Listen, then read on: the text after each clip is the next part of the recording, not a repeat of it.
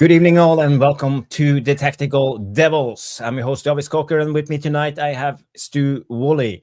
Yes, we just saw Real Sociedad against Man United in the Europa League. The game ended 1-1, a goal from Josh Zirkzee, and they had an equalizer, so it ended 1-1 on a penalty. It was an VAR decision, handball on Bruno. So that was the stats from the game, but we gotta go deeper than that. So guys, stay tuned, and we will do a tactical breakdown. We have some good footage from the game. We have the tactical board as usual, and it will be nice for you to join us. But first of all, you have to smash the like, and if you haven't, subscribe to the channel. We have recently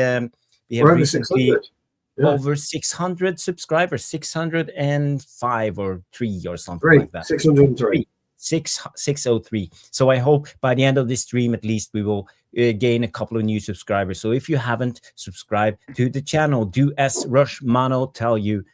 Subscribe to the channel. Yes. So first of all, Stu, what happened? I was happy with the first half, and second half it was okay until they scored, and I think everything just went into chaos. So what's your take?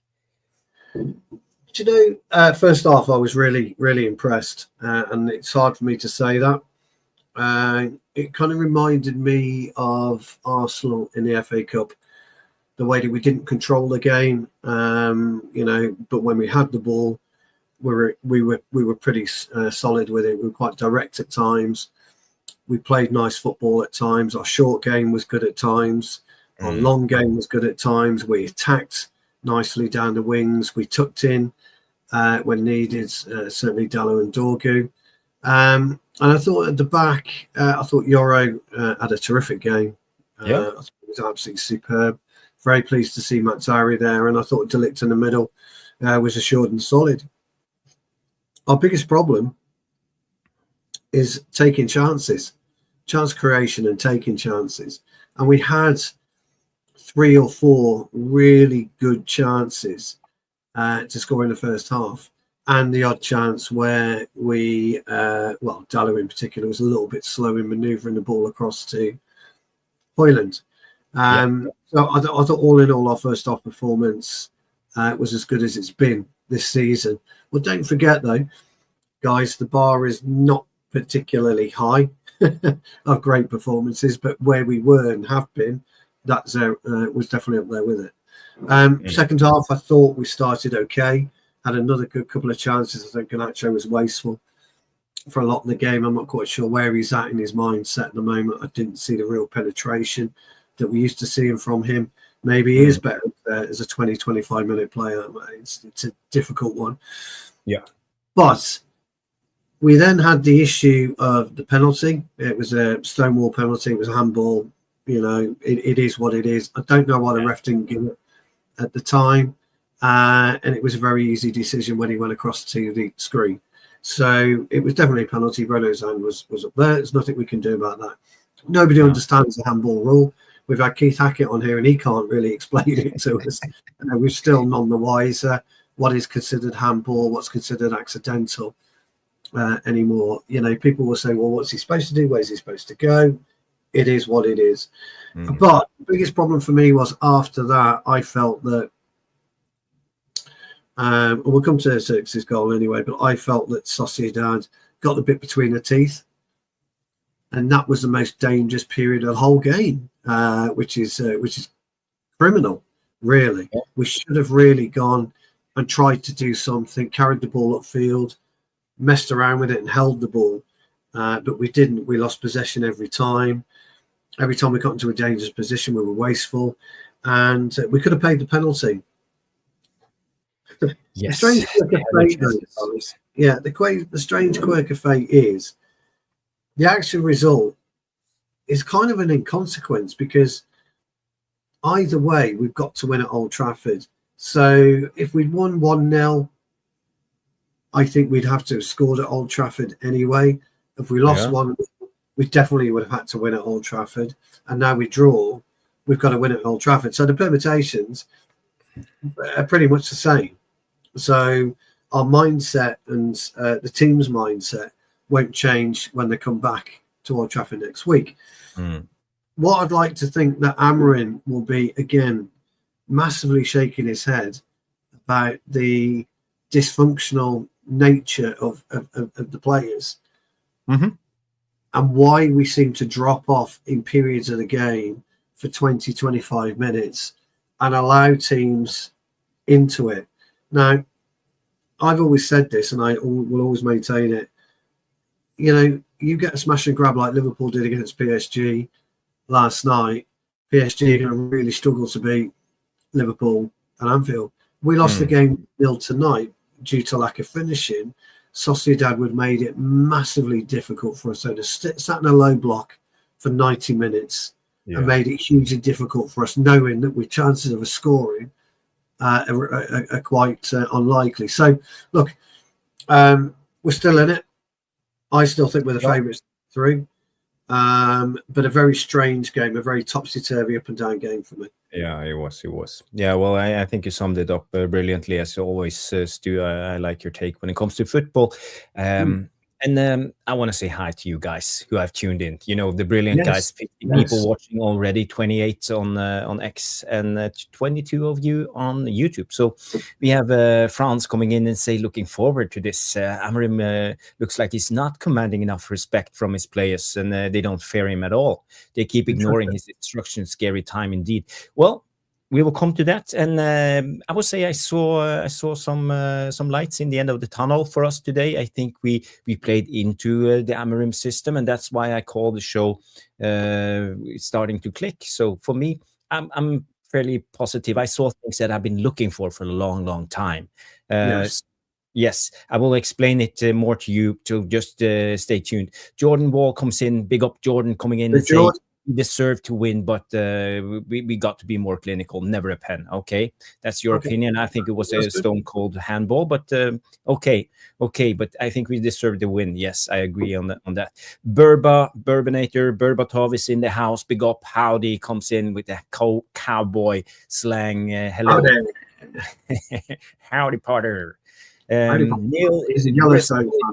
Good to see you, Neil Driscoll, one of the regulars, always tuning in. I'm so glad you are here, Neil. You say I missed the game. Didn't know it was an early kickoff. Yes, unfortunately, yes, it was an early kickoff. So yeah, caught me out. A lot of clips, highlights from the game, so you won't miss the most important parts if you just stay tuned. So it's good. We have Rushmano coming in and say 1 shot, 1 goal by them. Only shot was the penalty. Yes, that's true. They didn't create any big chances. The only one they had was on the penalty, but they had. Don't forget the Icelandic lad he missed, didn't they?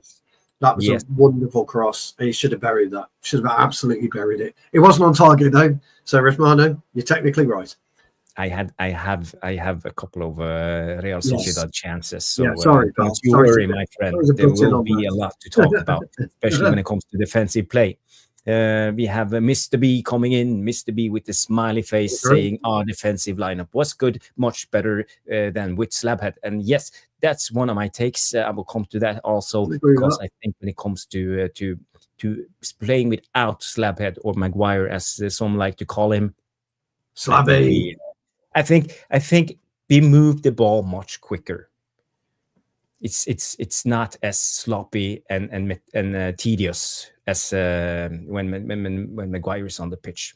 So I think you have a point. Good observation. Let's see, who else do we have? France comes in, smash the like. We have J United coming in. Hey, Jarvis Stu, Rushy, Burba, and everybody else. Yes, it's a family here, so everybody's welcome. It's good to see you.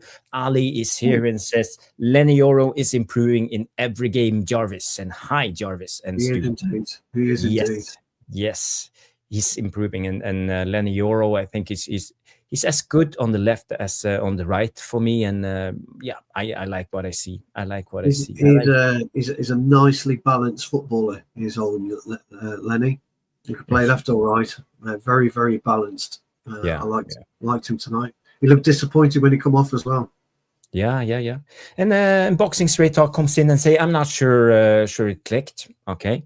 Well, not for a full 90, but at least until the 65 minutes, I think it clicked. But it's Sociedad was poor. Yeah, they weren't as good. They missed their best player, the heart and soul in the team, Subimendi. So yeah, we were so lucky there. J United comes in and say congrats on 600 subs again. Road to 700. Smash and like this and subscribe to all the new and retweet the show. Thank you. And you can also go to X and give us a like and retweet. That will be fantastic. If you don't know, you can find me on X, Bowley77. Yeah, I see a lot of comments. We have Luman, we have Dan P, Burba, all of you. So let's just get to the show. Loads in the house. So first of all, I want to go to this. It's the momentum of the game. So if you look at this, you see here, this is from up until the first half, a lot of red. So we had the momentum, and I think the first half was really good. I think we looked balanced, and I think we were in control, and we created chances. Second half, they started well.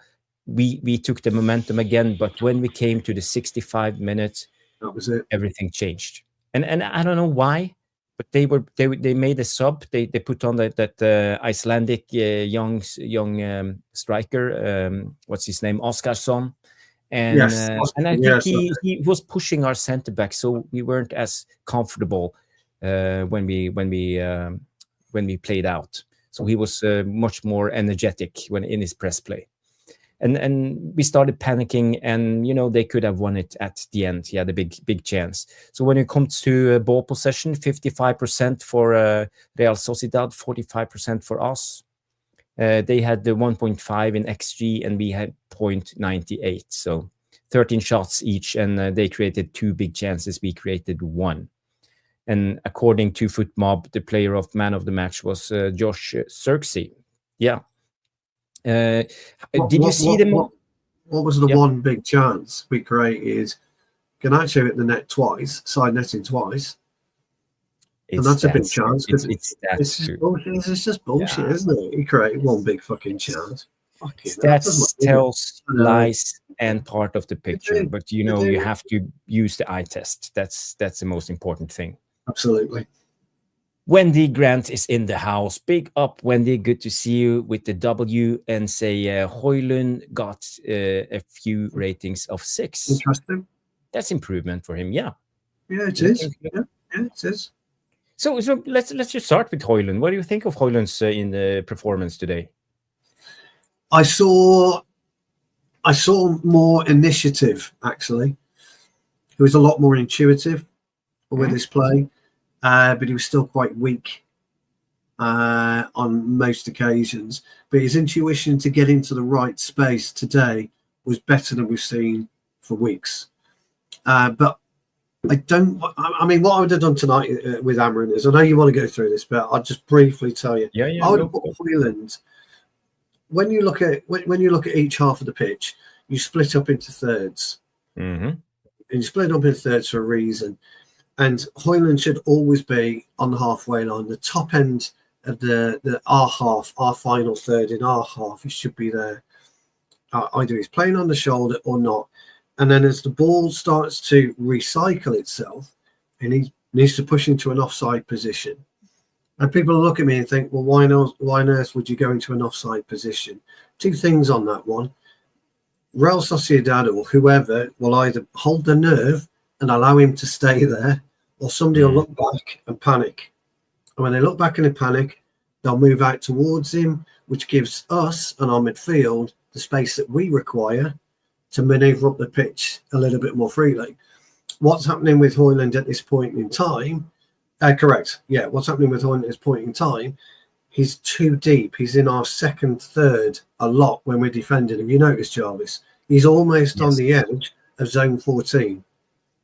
So that when we're trying to get out, it's too condensed in there. And he's always behind if we break through Ganacho as an example, or a player with pace. Same with Ahmad. So first and foremost, I wanted him pushing out. We don't need him in there to defend, guys. We don't need that extra player. You need the outlet somewhere, and he needs to be the outlet. I'd love to see that added to his game, Jarvis. It sounds daft, I know, guys. Devilish Tacticos. It does sound daft, standing in an offside position, but you're playing the game. You're playing roulette with that, and sometimes just on the odd occasion, when you watch the game unfold in front of you, and you maybe take 2 steps back, and then on your bike, you might just get that run on the defence. So that's what I would like to see from Højlund. But you know what, Jarvis? Let's give the kid credit tonight. Let's give him credit for actually getting in the box. Well, you are into unpopular opinions now. I know he needed to put his oxygen mask on when he got in the box. I know he needed oxygen when he got in the box because he's never in there and he was disorientated. But there's something I noticed about that I'd not noticed before. And this is why I want to give him just a little bit of credit. When the cross didn't come in, he was livid. Yeah. He was livid at the time. And as soon as the play had unfolded, he was at Dalot, constantly chirping at him. And I like that. We've not seen that. Normally it would have been unlucky, no worries. Fuck that. Get the fucking ball across. I'm a yard in front of my defender. I'm tapping it home. I'm getting a goal. And that I liked. But then the flip side of it is he's not utilising his space well enough. He's not reading the game well enough as a whole. But tonight he showed a little bit of intuition. It's very coincidental when it comes to it. I know, but he showed a little gumption. So I want to give him a little bit of credit tonight, and I don't want to really be down on him. However, second half, he reverted to type, and we were losing the ball. We gave the ball away a couple of times in the first half, but we were losing the ball more in the second half. And I thought Zirkzee, he took over. I don't know whether Zirkzee was man of the match. I'm going to go with De Ligt. And I'm going to go with De Ligt for a couple of reasons. Not one, that fucking outstanding clearance when that cross came in and he slid and he flipped it over. I can't tell you how difficult that is from a defensive point of view. But I thought Zirkzee was decent. Højlund's, he's not quite there, Jarvis. I don't know where he's going to be. No. In a year's time. But I know what I would do in the summer, and I said it last summer, Jarvis. I would bring in some experience to help him. Mm-hmm. I'd bring in some experience. He could take him out of the team. We all think so, Stu, and that's I was a strong believer that we needed to do that in January. But did you see what I was getting at with this position? Though, if you push him up to the halfway line, I mean, we could go through it on the tactical board. We will go through it on the tactical boxing. Straight talk, coming in with straight talk. Højlund is trying to play like Rooney, but he doesn't have the ability on the ball that Rooney had. So and the balance and the strength and the intuition and a lot of things he lacks. But he tried tonight. Maybe, he tried tonight, and he hadn't tried. In previous games, he's not tried. He's not tried to get into the box.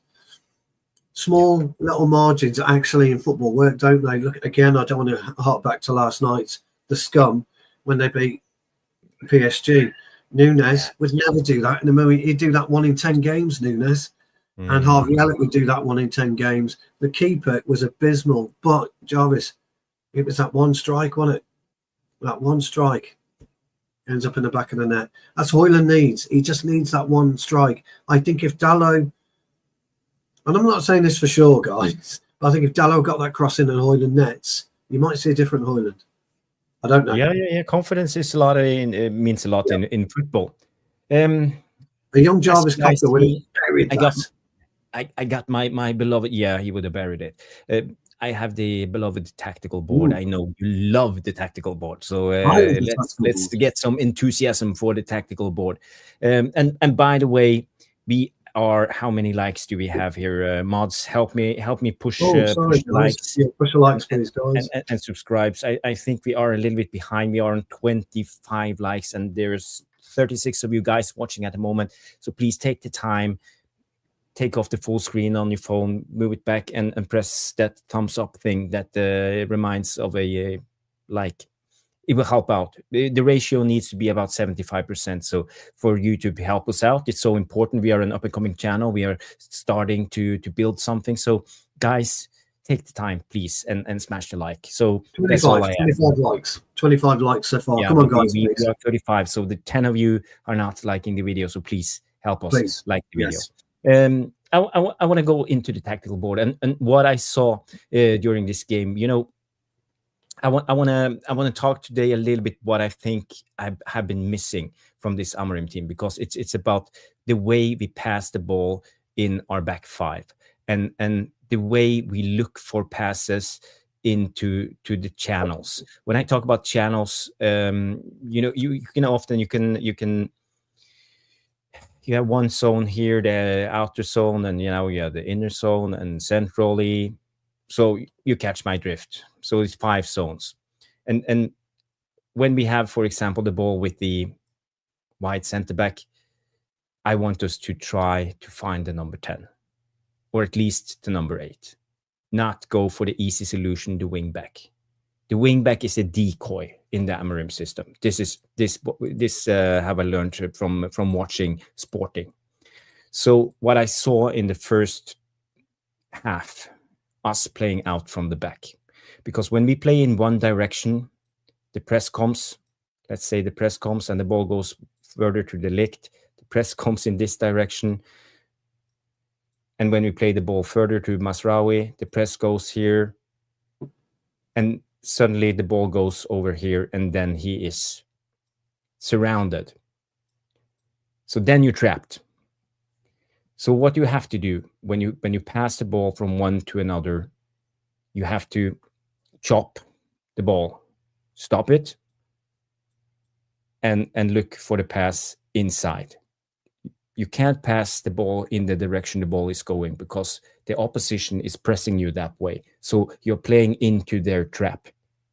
So you have to chop the ball, if you know what I mean, and play it inside, because then you break the lines and you break the press, and you have a chance to do something, and you can receive the ball and run with it. So this is what I think Amorim wants, but we lack this when it comes to our defenders. I don't know, Stu, if you have, if you know about this.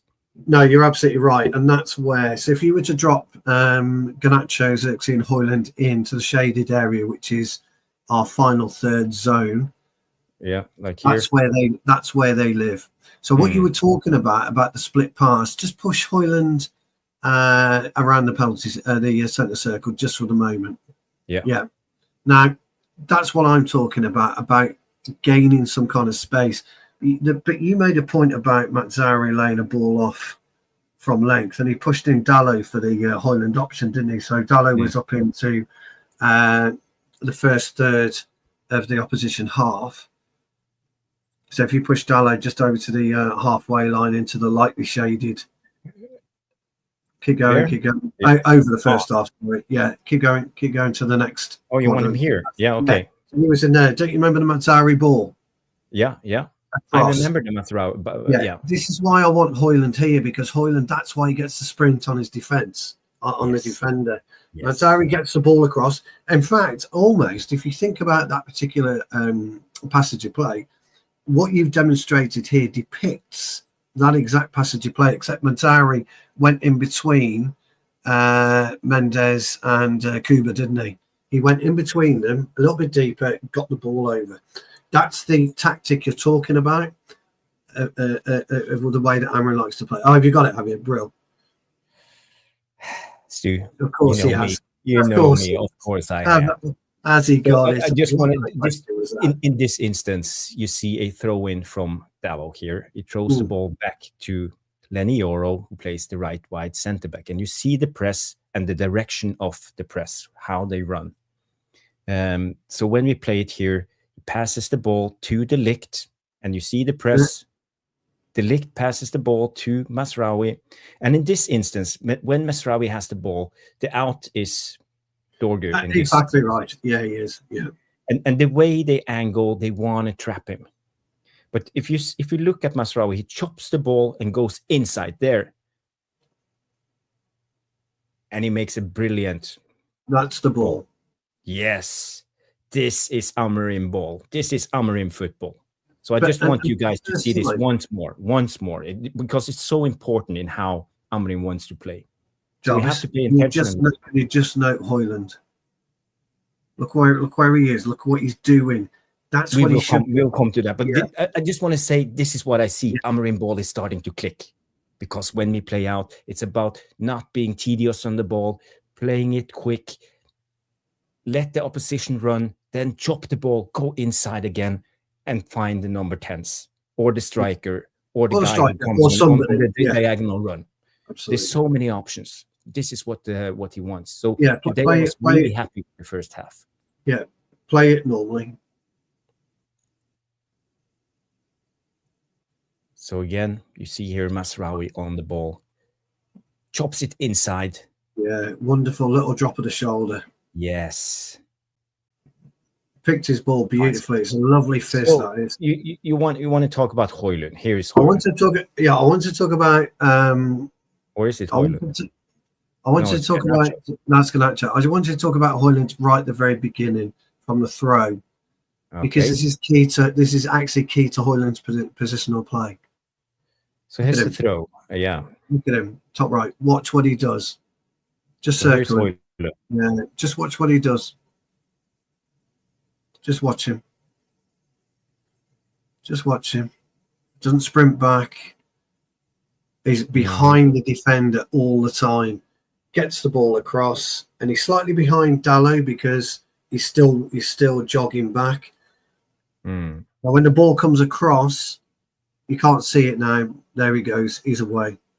He never does that. He's never on the shoulder. No, he's usually in this. If Højlund is usually where he should is around here.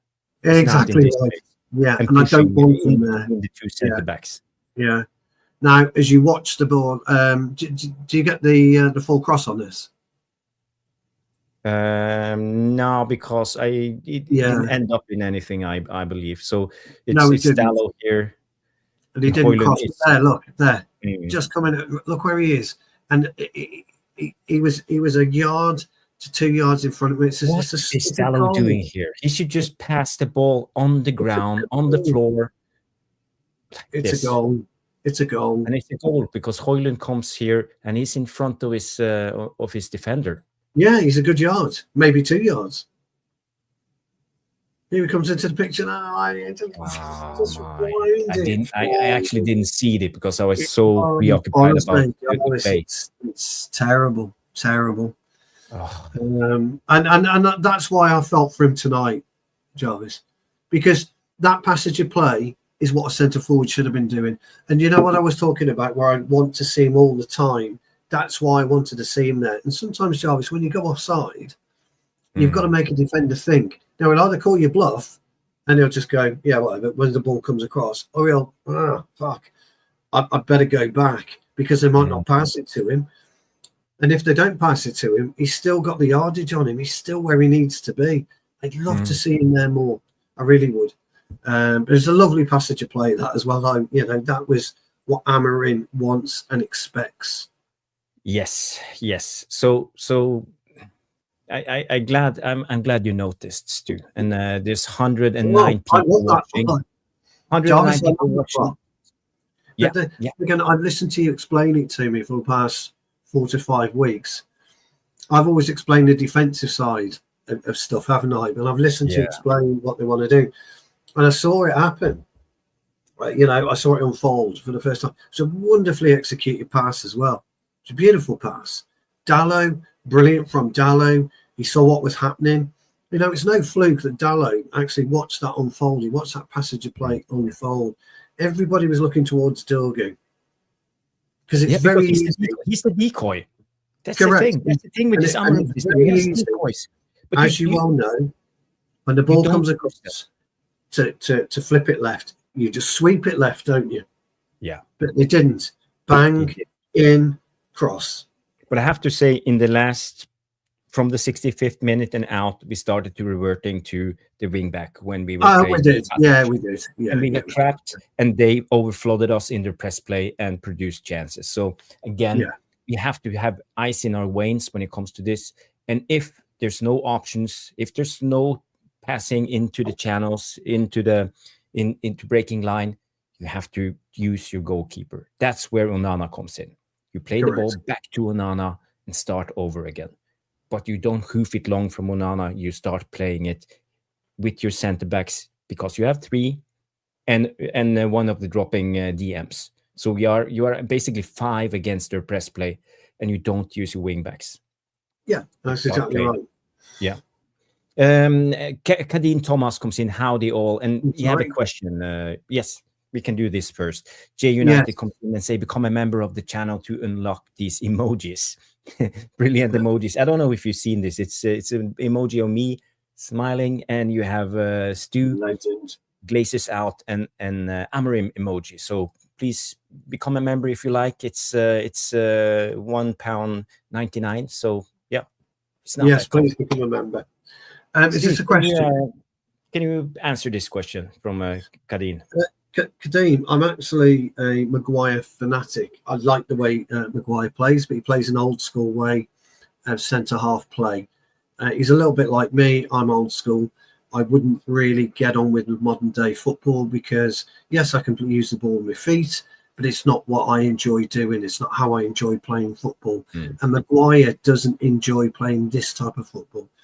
The football that Jarvis is talking about, the football that Amorim wants to play, doesn't suit Maguire's style. Maguire is a fighter, he's a wrestler, and that's what he likes to do. So he wants a defender to come in and back into him, and he wants to wrestle him all the time. He doesn't have the dexterity or the footwork occasionally to get out of a position the way that Mazraoui did there, or the way that Yoro did. And coincidentally, by the way, neither does De Ligt, but De Ligt's a better user of the football in terms of his feet than Maguire is, but Maguire's a better long-range passer of the football than De Ligt is. So you've got the two polar opposites, and in answer to your question, correct. It's just that there's no way Maguire's really and truly set up to play the Amorim style.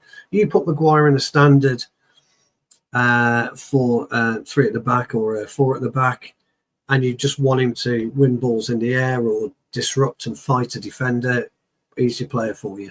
If you want him to have a bit more dexterity, a bit more, be comfortable more with his feet and not panic, De Ligt is your player. And I think that was evident tonight. Yeah, he was. Twalumba Piri coming in and say, big up Jarvis and Stu. Good to see you, Twalumba. Hi, Twalumba. Yes. Yeah. Always tuning in. That's perfect. Yeah, and thanks for the question. Yes, it was a brilliant question. We are on 31 likes. Comes in from the yeah. So yeah, perfect. But we need more likes. We are 124 watching, 38 in on YouTube. So some of you haven't done your diligence and pushed that like. So we need your help, please. We just need 7. Come on. Yeah. 7. Let's aim for 100% likes. Of course. What did we say? 38. So do we need 7 likes? I don't know. Yeah. Yeah. We do. I want to go to the next clip. It's all in all about the same topic. I just have to check because I had so many technical difficulties yesterday, and what I shared on the screen didn't come up, but now I see on my phone. One of those again? It's here. So I just had to double check before I start talking and playing. So if I'm a little bit slow, you just have to. It works. So the next clip is basically on the same thing. It's the centre backs playing amongst themselves. Yoro back to De Ligt to Mazraoui, but you see here Mazraoui is not using Dorgu.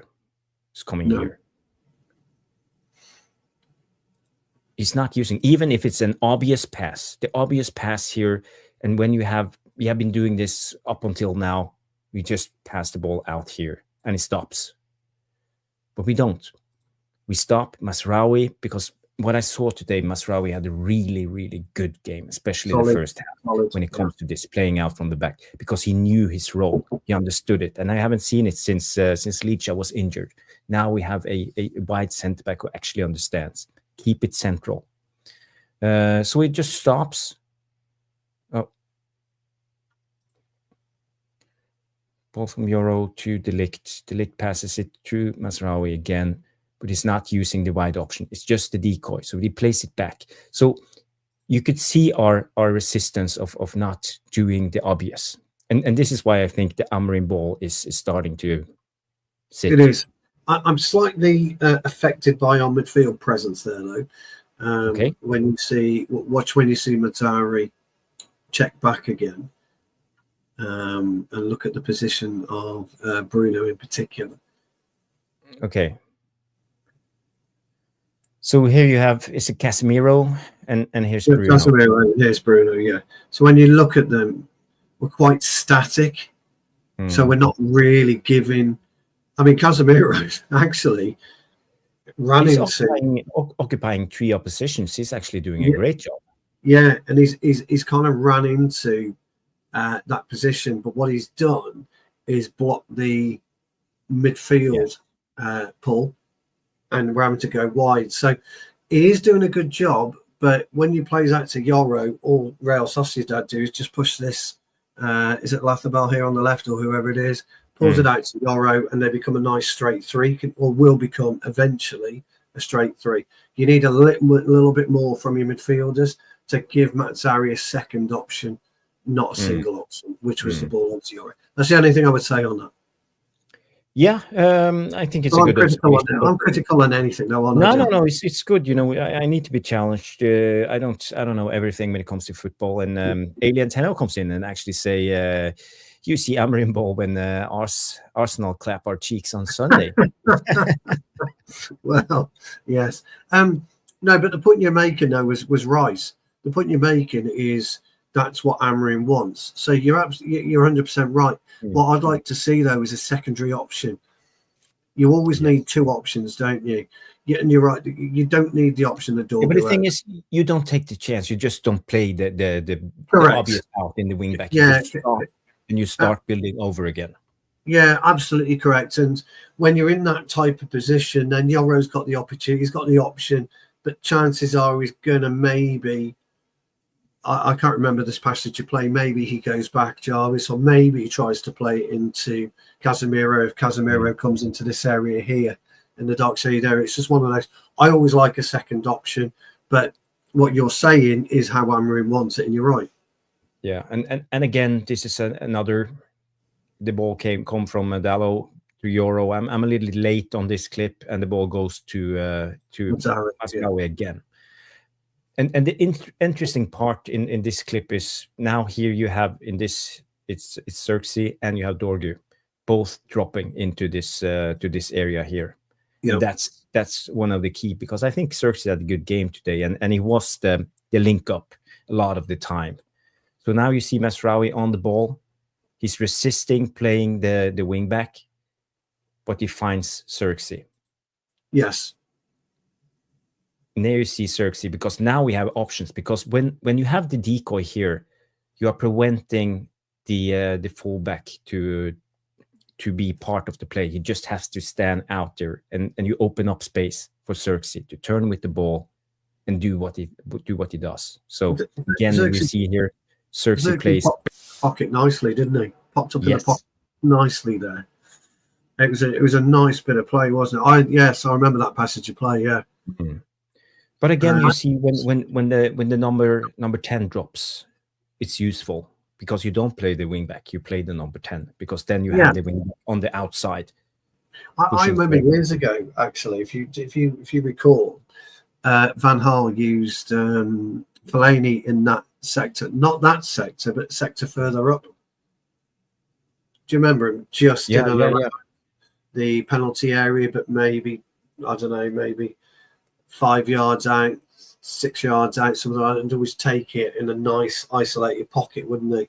And Zirkzee makes that run, and somebody's got to go to him. Somebody's got to follow him. Somebody's got to challenge him. And that's, as you quite rightly say, with the deco, makes the space. Yeah. So, I don't know. Do you have any comments, Stu? Do you want to highlight any one of the brilliant devilish tacticos? Yeah, we've got Mr. B's come in, and He didn't see any Amorim ball, but I did see a good defence. But our midfield and attack was poor. Højlund awful again. Berber's coming. We can beat them in the cup. We beat them in the cup. We can beat Arsenal at the weekend. Right on. Jamie's not happy with Dallo. Dallo is a clown. Pass the ball, we would have scored 2 goals. Absolutely, I totally agree. You can't argue with that one. Pete's in, Alien Tenno. In the first half, Dallo had a chance to play in Højlund. He didn't. Then the same position he helped his mate in Bruno. Disgusting football. Yeah, again, Pete, you're absolutely right. We'd have covered that. He wasn't great. Twambala, I like this comment. I don't think Sociedad were great. Jamie, sell Dallo. He's done. Right, question. Emmanuel. Actually, Emmanuel, if you're new to Tactical Devils and you've joined Tactitos, big up to you. I don't recall seeing you in the chat, so please let me and Jarvis know if you're new and say hi to everyone in the Devilish Tacticos room. Jarvis, if Kobe returns, do you play him and Garnacho? Yeah, in the 10, or Zirkzee in the 9? What do you prefer? Good question, huh? I don't think there's an easy answer. Kobe is a difficult one at the moment. You know, I'm not quite sure where to fit him in this Amorim system. He looks a little sluggish, a little slow on the ball. But I think he can't come good, but he needs to adapt. He needs to change his style of play a little bit. I don't want to see him in the 6 or even in the 8. I want to see him in the 10. So for me, I would play Kobe in the 10. But I can't play with both Zirkzee and Kobe at the same time, because then we will be too slow on the ball, because they like to hold on to the ball a little bit too much. So one of them would be enough, and I think Zirkzee and Kobe has to fight it out for that for that one number 10 position. I think you're right. No, I think you're right. I don't think you can play Kobe and I don't think you play Zirkzee together. I think Kobe's got to decide what he wants. Is he going to be an 8 or is he going to be a 10? And he needs to define his position. Yeah. Hopefully this period, when he's been injured, he'll reflect on what he wants, where he thinks he is as a player. But Jarvis is right. He played one or the other. I don't think at this point in time, Emmanuel, I would imagine Zirkzee would be ahead of Kobe. Just at this crucial point in the season. It's really interesting. Greaves, well, I think that's a great debate, Paul, which is why I said I think Kobe's got to make that distinction. He's got to decide what he wants. Does he want to be an 8 or does he want to be a 10? Once he comes down on that, you'll see a more better developed player, in my opinion. Some brilliant stuff coming in. Boxing Straight Talk comes in with Casemiro, was surprisingly decent tonight. I agree. Yeah, I don't disagree. Let's have a look. And we have Ntia Simba coming in. Big up. You say big up, guys. I thought we played before the penalty and crumbled afterwards. Yes, I believe we played well and we crumbled afterwards. And when you see the momentum of the game, it was a lot of red up until the 65th minute, and then everything dropped and we started panicking. And I think they made some tactical changes. Real Sociedad, they started pushing us more, playing higher up the pitch. I think they played even with 2 strikers at the time. They did. So yeah, they made some changes, and I don't think Amorim had the counter to that. And I think we struggled the last 30 minutes. We didn't have the personnel, Jarvis, I don't think. Nah. To cope with that. But Barman's come in and pretty much said the same. Barman says that Sociedad scissor ball on their left wing back. The ball started going into our box, leading to 2 clear-cut chances. I agree with that, I think. They hit us from both wings. In the end, they were quite quick, quite direct. Trevor comes in. Hi, Trev. Trev comes in and says Garnacho was petulant again tonight, was substituted. He needs to go ASAP. Pete's come in. Also, Garnacho played one pass across the box and we scored. The rest is just a grabbing, bastard. Yeah, well, we did. We can come on to the goal in a little bit. Did we get a little? We have a lot of clips to go through. So sorry for you guys. So many good comments, but we just have to go through this. This was one of the biggest chances in the first half. Remember the Drogu play from Zirkzee. The ball came across and found Garnacho. So this is second part of this play. So here you see then Garnacho is receiving the ball. And you see here Josh Zirkzee wanting the ball. We have Højlund in the right position in between the two center backs. He's fairly tucked in, but he's in the right position, I would say. Don't you agree, Stu? 100%. He's in a great position. That's where I want him. Yeah. Exactly where I want him. So here you see Garnacho taking on his man, finding Dalot in front of goal, cut back to Bruno, and this is a big chance. Yes. And I think it's clever from Bruno just keeping his position right here. And you have two runners who drags the defenders into their own box. Bruno takes a shot. It's a good save from the goalkeeper. And Zirkzee I think you have a couple of chances here. You see his first is blocked. We have a couple of, the second he takes with the outside of his heel and it goes outside the goal. But it was a big chance. Big chance. Yes. I'm going to go in on Dalot here, pal. Okay. Right at the beginning.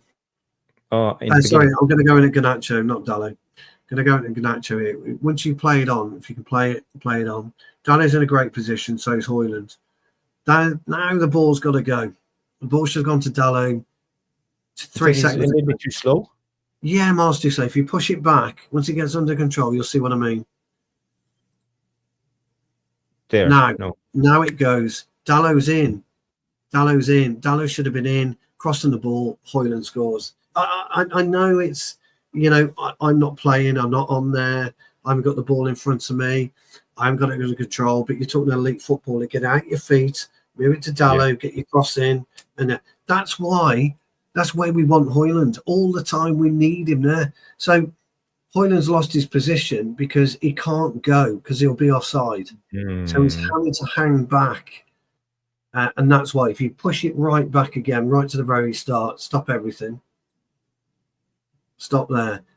Now play it slowly. Left foot in or right foot into Dalot. And Højlund's in the right position because he's in line. He's in line with his defender. As the move carries on, what's the defender?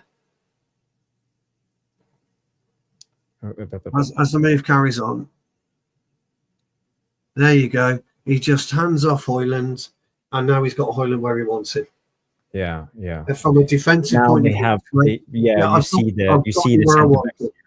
got him where I want him. So it's too late. So Dalot. Now, you're absolutely right about Bruno. Bruno holds his run brilliantly, but Dalot's only got that to go. I think if we move the ball quicker, we get a better, cleaner strike. You even see here Højlund is in front of his he's got back in front. Yeah, he's got back in front.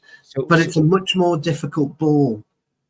It's a much more difficult ball because you're going to risk the second defender there sliding to cut it. So it's a much more difficult ball. It's possible to it's possible to do it. It on the floor in front, and Højlund will Zirkzee will come here. Do it.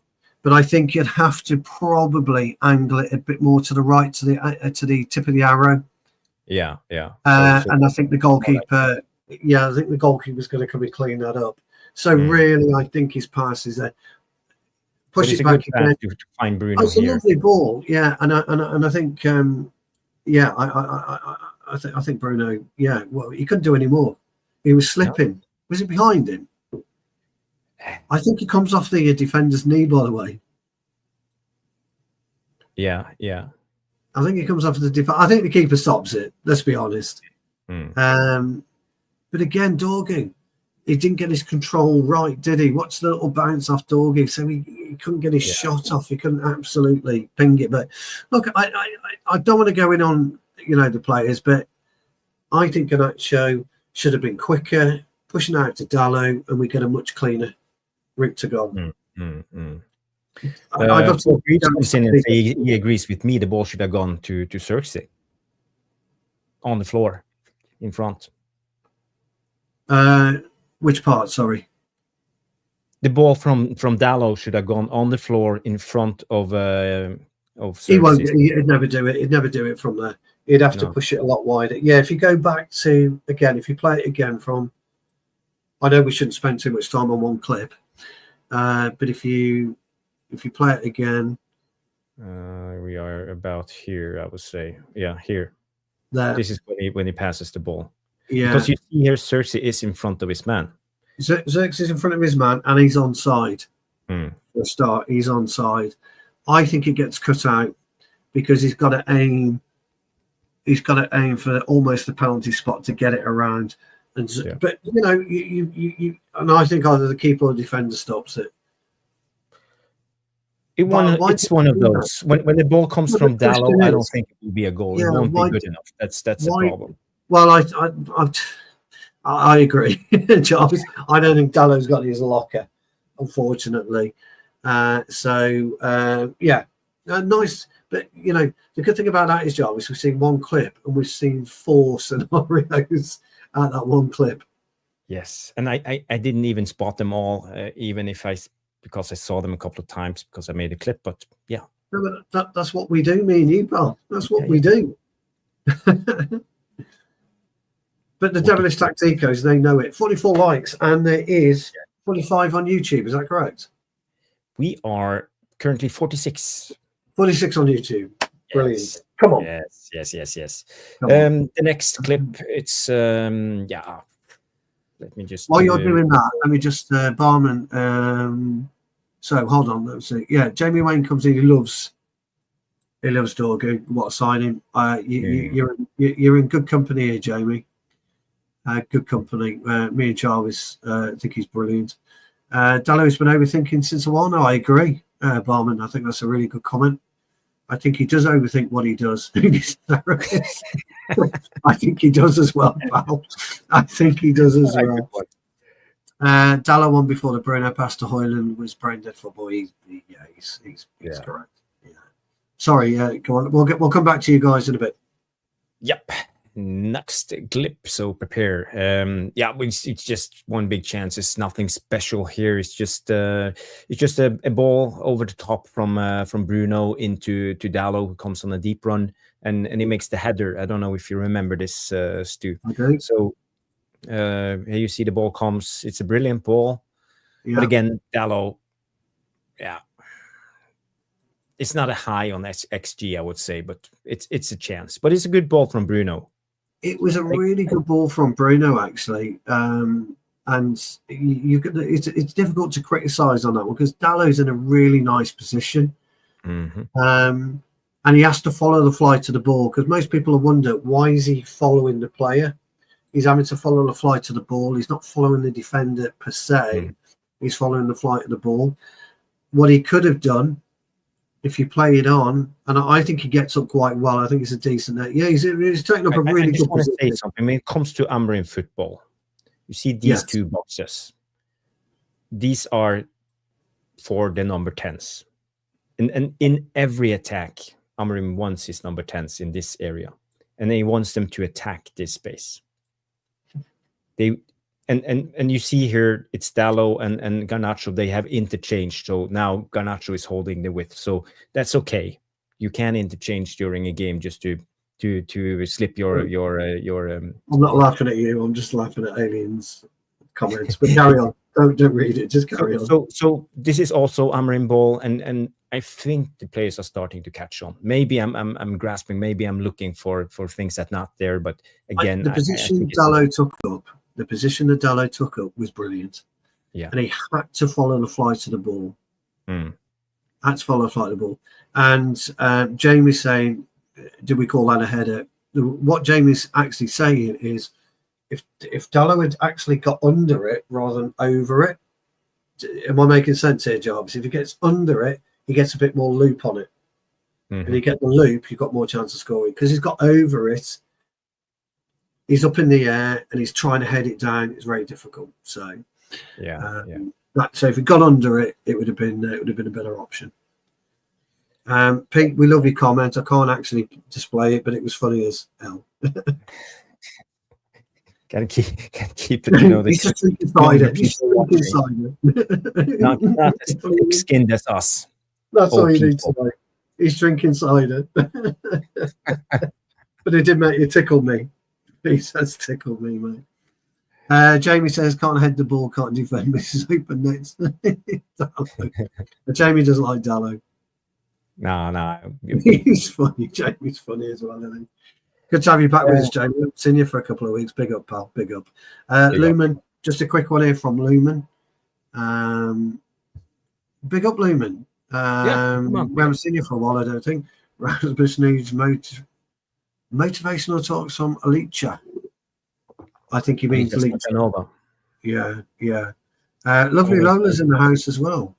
Ooh, lovely Lola. Lovely Lola is in the house. Lovely Lola is in the house. She says, please like and subscribe to the channel for the boys. Thank you. Thank you. Jamie Wayne, I totally agree. That's funny, Pete. I totally agree, Jamie. It's tickled me. Let's go to the next clip. I'm eager to show you because this clip I focus on one guy, and that's Lenny Yoro. Lenny Yoro is here, and this Kubo, what's his name, the Japanese guy, makes a cross, and it's a difficult cross. It's behind them, but somehow he makes the clearance. Just the young Take, the young Japanese chap. Yeah, Taco, yeah. Take, whatever his name is. Him. Oh, yes. He got a lovely bit of skill here with his feet. His feet were quick, weren't they? And Mazraoui, the cross comes in. Look at the striker, and Lenny Yoro is behind him here. Yeah, and it's a difficult angle for Lenny Yoro to come in front. I don't know if you guys can see it. You know, it's a small screen, but the clearance here from Lenny Yoro is brilliant. The way he comes in with the back of his foot, he just like bends around him and to clear that. Absolutely. So that's top-notch defending. Yeah, difficult one for Onana. When you actually look at the beginning of the cross, look at the trajectory of the ball. Trajectory of the ball is going straight into Onana's hands or his catchment area. But the attacker was over there quickly, wasn't he? Yeah, great piece of play all round, actually, because I thought Take, or whatever his name is, thought he was excellent tonight. Yeah, he was really good. He was excellent, yeah.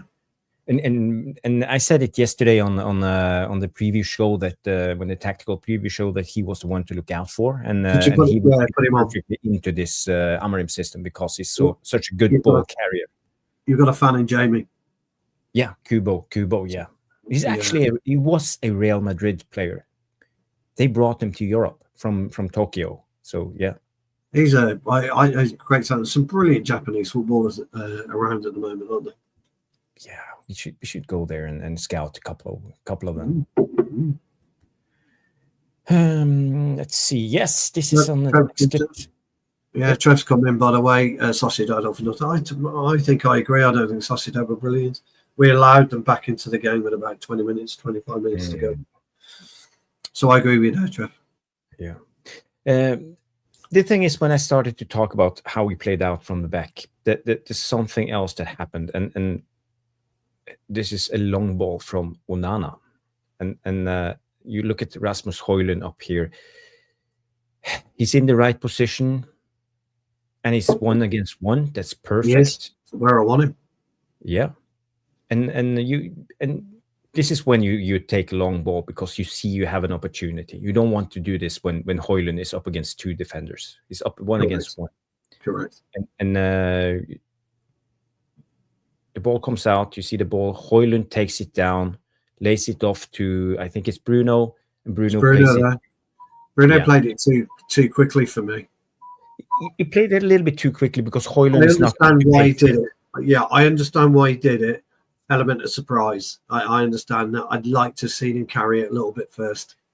Because here you see Bruno, he should maybe have carried it because the defenders are already backing down. Exactly. They're going on. He has a free way just to carry the ball. And I think Amorim wants a ball carrier into this position. And this is what you get with Bruno and not a out-and-out Amorim number 10. Yeah, I agree. I like I say, I would have carried it more. I mean, Højlund tried to make the best of it, didn't he? He did quite well, but I would have carried it more, personally. Yeah, but what I liked in today's, especially the first half, is the distance between Højlund, between Zirkzee, between Garnacho. You know, they play like a unit. It was nice and tight, wasn't it? First time we've seen that.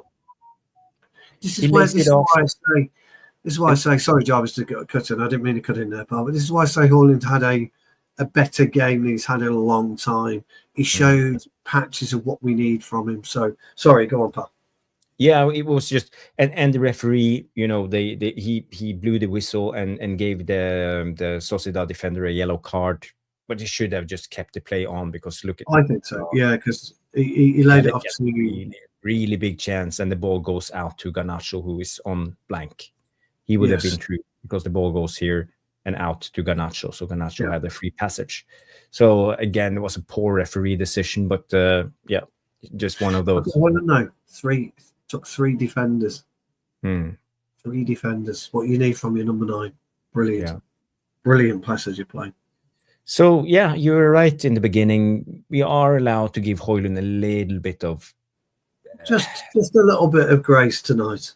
A little bit of grace, yes. He hasn't earned it all season. Let's be careful, but a little bit of grace tonight, I thought so. Yes. 45 watching, 170 in total. You have 125 people watching us on X. That's amazing. So 49 likes, I think. 49? I think so. One more. Come on, give us one more. If you haven't liked, give us 50. Please give us 50. Let's go to 50. We are 1 hour into the show. We deserve 50 likes.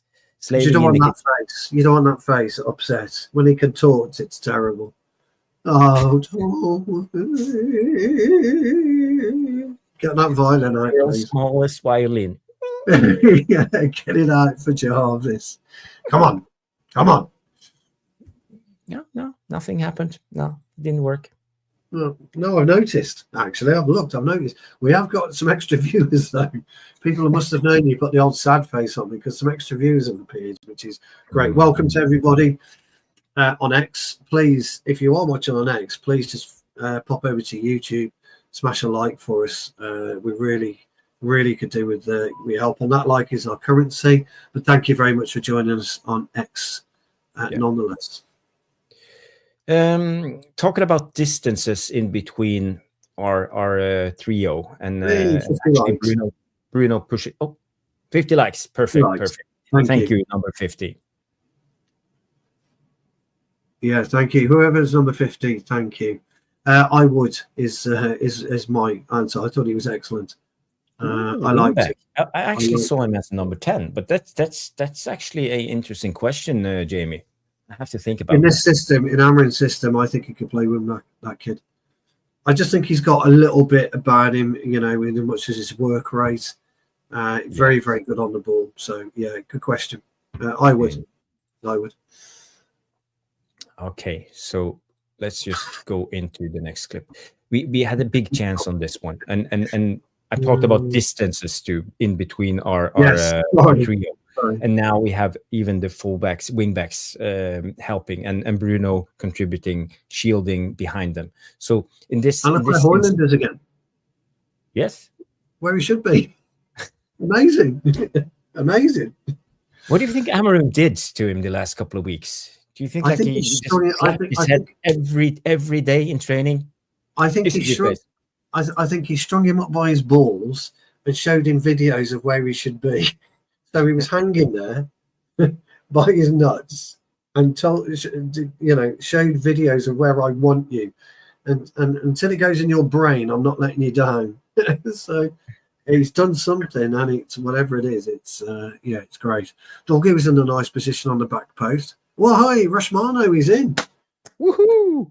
Big Rush, thank you. You get the blue glasses. You get the blue glasses, Rush. You know you do. Where is my toot? Well, come on. Where's his? Come on, where's your whistle? It's not here. Oh, it's embarrassing. Sorry, Rushmano. I apologise on Jarvis's behalf. You will see my reading glasses, so I can read out and remember. My reading glasses. Absolutely brilliant.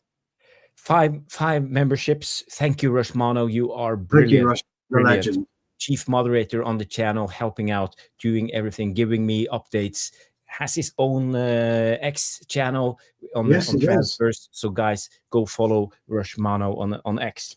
We have new members, and it's Boxing Straight Talk. Oh, brilliant. Superb. Big up. And Muhammad Ali talking about boxing. Whoa. Second member, MUTube. Big up, MUTube. Yes. Big up, and MUTube. Gaming Simp. Big up, legend from Pig's channel. And and the legend himself, Craig Warby. It's good to see you, Craig. Fantastic. Brilliant. Thank you, Rushmano. Legends. Thank you. Thank you. Hey, we've got a super chat as well from go on, Jarvis. And the salt. Yeah. And the salt says he has always made runs or pushed defenders to open up for teammates. He has. He does make the runs, not always the right runs, but he does make the runs. But that's absolutely brilliant. Thank you for the $5. And so that's a very kind. That's a good observation, because he always made the run, but I think the timing of the runs is not right. It's always a little bit off. It's a little bit too quick, or it's a little bit too late. And he often, like, he stands on the line, and he loses his momentum, and then the ball comes, and then he starts over again. So that's have been the problem with Højlund. It's not his effort about going into the right areas, but it's about his timing of it all. So maybe it goes down to experience. Maybe it will come good, even though I don't have high regrets, but high what do you call it? Time will tell. Time will tell. But thank you, and the socks. And the sock. Big up. Thank you. And if I stated your name, I'm if sorry. We butchered it, I'm so sorry. Please tell us. It's normally me that butchers the names. Trust me. Yeah, Jarvis is terrible when it comes to reading names. So, Shake is in. The big Shake is in. Big up. Shake Ariane. Big up. Big up. And Madhouse is in as well. Big up, Madhouse. Expectations. Yes. You failed you I was looking for Madhouse. What can I do without Madhouse? I know. Big up. Evening. Next clip. We talked about distances, but this is actually a good attack, and we are pushing. They are clearing the ball out from the box. Bruno is there on the second ball, takes it down brilliantly, gives it to Zirkzee. I like this heel flick from Zirkzee up to Dorgu, comes on, tries to cross it. Should he take in the shot? Dorgu should have buried it. Think so? He wasn't. Yeah, but he wasn't expecting it. Yeah, because he wasn't Højlund is not in front of his man. I don't know. Yeah, you're never going to. The thing is, we talk about space closure. When you want to push that in for Højlund, he's got to put a little bit of pace on it. It's got to go pretty much in and around the penalty spot. Sorry, the 6-yard line. Should be keepers or defenders all day long. So you're not really going to get that ball across. You could chip it to the back. See what I'm drawing here, but yeah, you could chip it to the back. Garnacho. Yeah, but do you agree?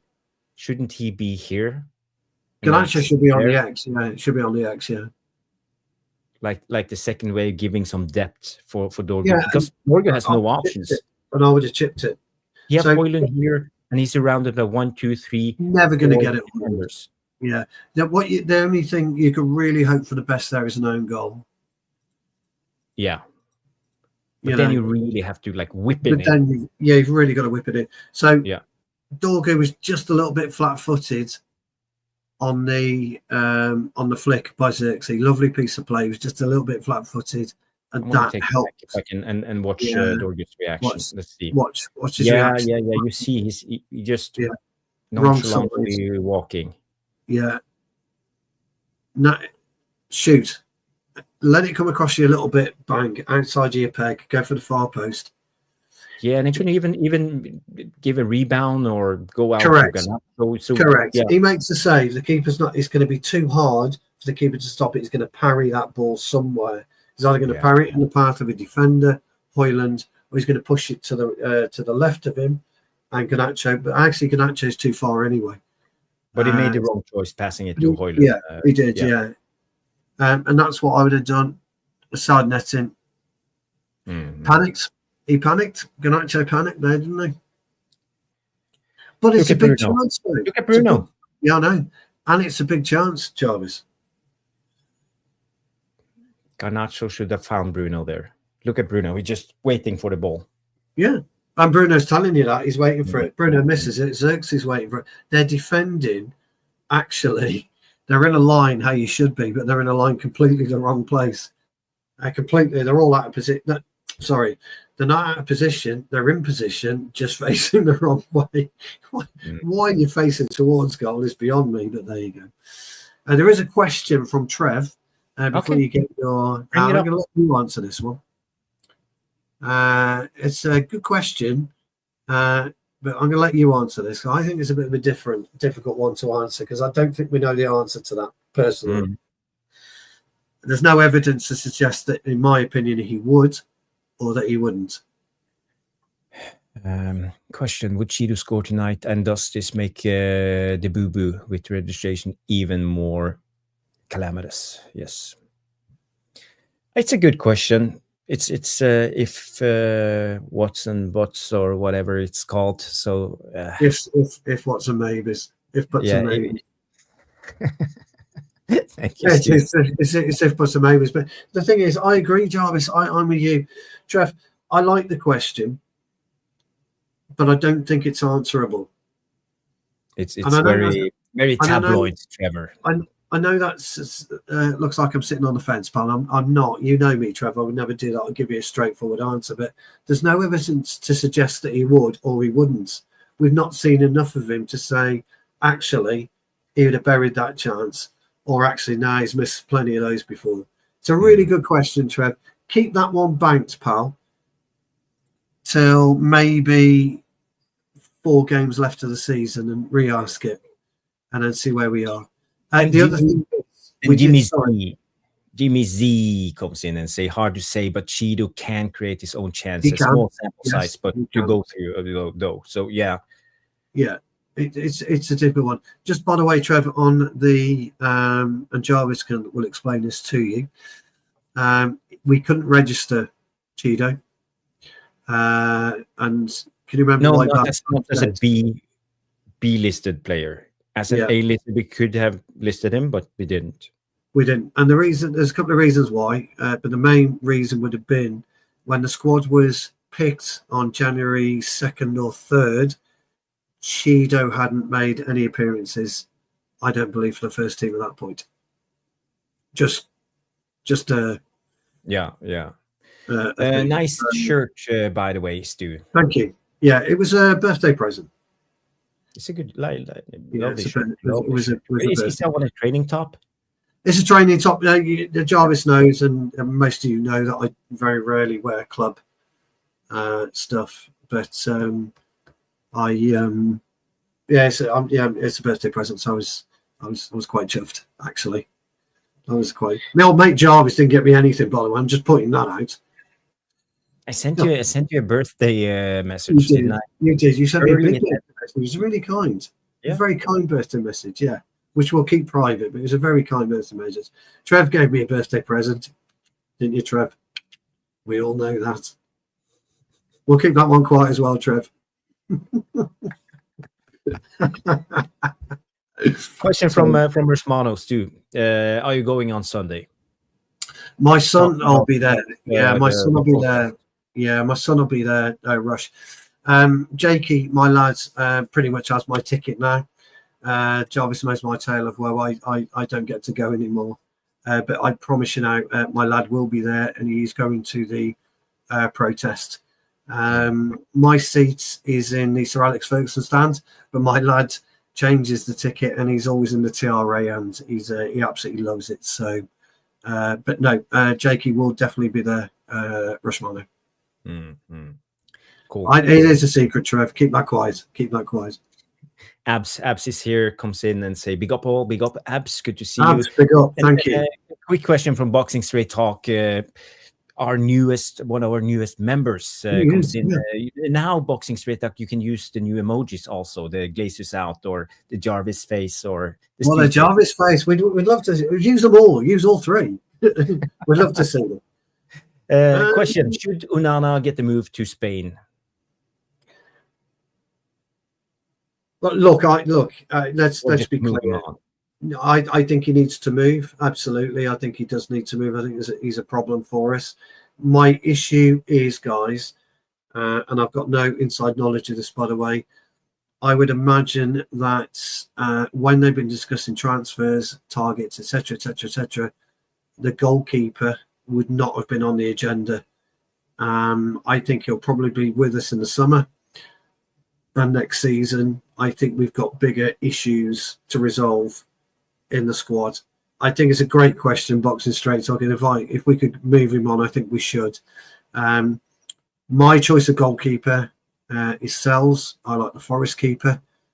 Jarvis is a huge. Is it Oblak or Costa? Would you want Oblak or Costa?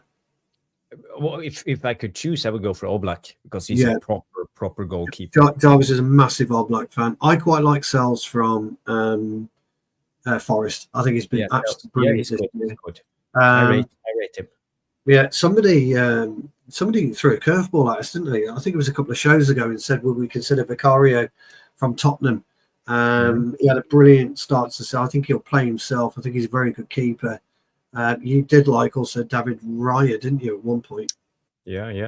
There's other goalkeepers out there, but my problem with Onana is his goalkeeping skills. It's his skills. But I think it's too unconventional. I think he's so sloppy in his goalkeeping technique. And it's unconventional. He stops the ball in very strange ways, and it also ends up giving a lot of rebounds and dangerous areas. So I think he costs us more goals than he saves almost during a season. I know Jarvis talking from a centre half's point of view. I would always be looking over my back.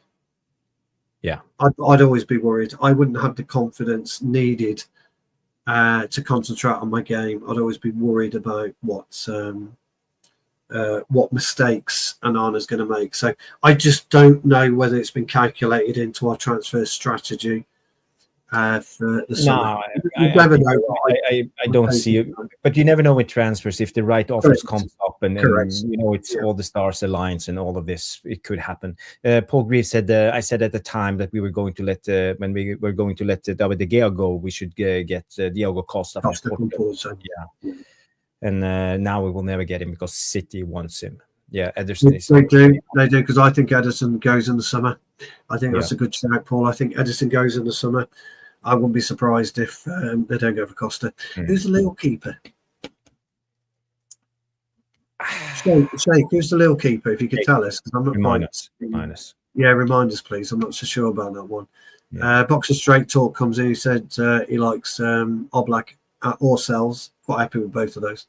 And Alien like Trafford. Is he not a City player? Have I got that wrong? Is he on loan from City? He's on loan, yes. So that will be a tough deal. That will be a tough deal to make. I think it'll be a tough deal to make. I can see him maybe going as a number 2 at City if they get Costa. Yeah, I'd agree with that. And Jimmy Z comes in and say we won't be able to sell Onana. I feel we have to get another goalkeeper in and without spending too much, ideally. Yeah. So Sells, yes. Verbruggen from Brighton, yeah, he's good with his feet. Verbruggen, I like Verbruggen. He's isn't he? Is he Belgium or Dutch? I think he's Belgian, isn't he?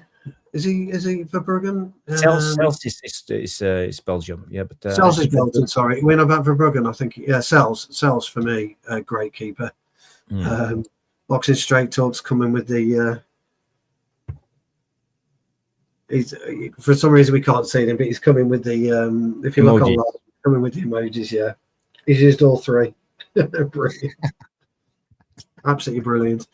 Dutch. Neil Bishop agrees with me on Oblak. No, look.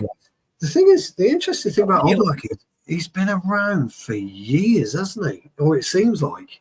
Yeah. Oblak. Has he always been at? Where was he before he went to Madrid? Atleti. Where was he? I can't remember where he was. Lucas Sheliver.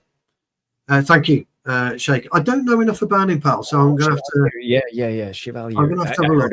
I'm going to have to have a look for sure. I'll.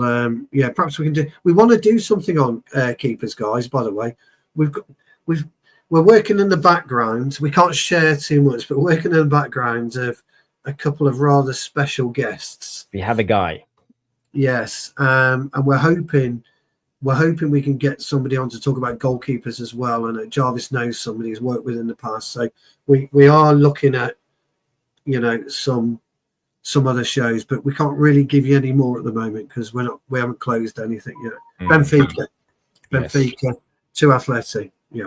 So Slovenian, yes, and Benfica, Catherine and Jay, Boxing Straight are coming in. Thank you guys for taking the time and sharing your knowledge. It's fantastic because Absolutely brilliant. Yeah. You and I, we're old men. We seem to forget everything nowadays. We know old stuff. We do. Our brains are gone. Big up Stephanie G. Stephanie G is in the house. Stephanie Griffiths. Stephanie Griffiths. Good to see you. Yeah. I have a question here from Jordan and say, who was your man of the match? Jarvis.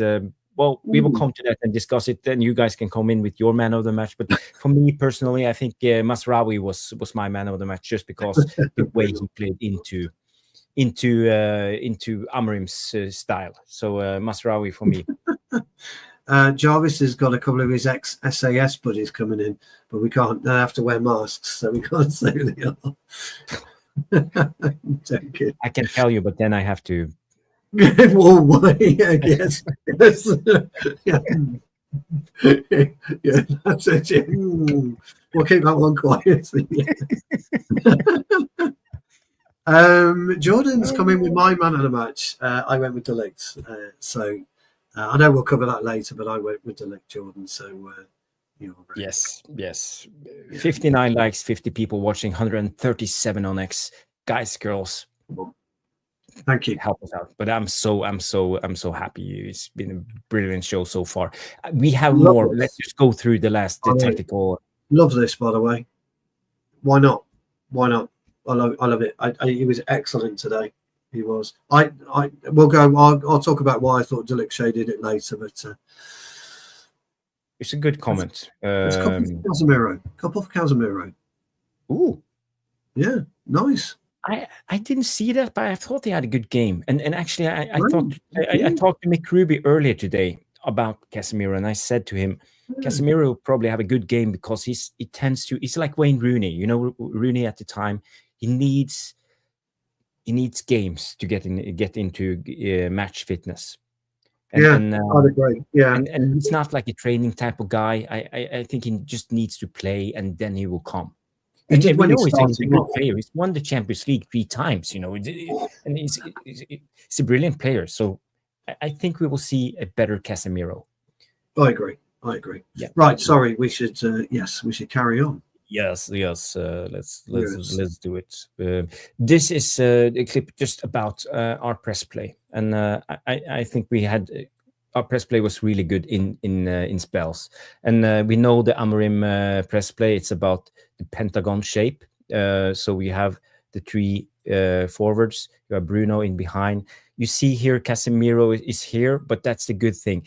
You interchange. You even create the Pentagon without Casemiro in this press play because Drogo understands. But you will see Casemiro will come in here and take. I don't think it's showing. I don't think it's showing. Can you check your phone? Is it showing on your phone? Oh, okay. No, it's not. Okay. StreamYard is starting to act up again. Me not like. I had so many technical difficulties yesterday. Yeah, so it's not showing. Okay, let's bring it up again. So, okay, I already drew it out. So you see the three guys up front, and we talk about the Pentagon. But this is not Casemiro. Casemiro is here, but he comes into this position because they know how to interchange. And I like things when I see stuff like this because it tells me that not just the players involved in that play understands, but all players understand the interchanging part of it. When Casemiro is not there, Drogo is there. So again, I would say it's good from the players. If you see the play here, it's the goalkeeper who has the ball. He goes short. You see here, Zirkzee angles his run in the right direction. Let me just point it out for you so we all can see.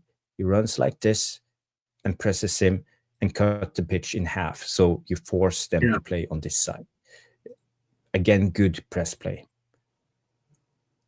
And he goes on to the goalkeeper. Look at how he angles his body. It's not going directly for the ball. It's going on the outside. And again, you see here, Garnacho is pushing up here. Højlund is taking his part. So we are actually locking them in and forcing them to play the ball long. And we win the ball back again high, because you see here, it's Dalot winning the aerial duel. And we're killing them.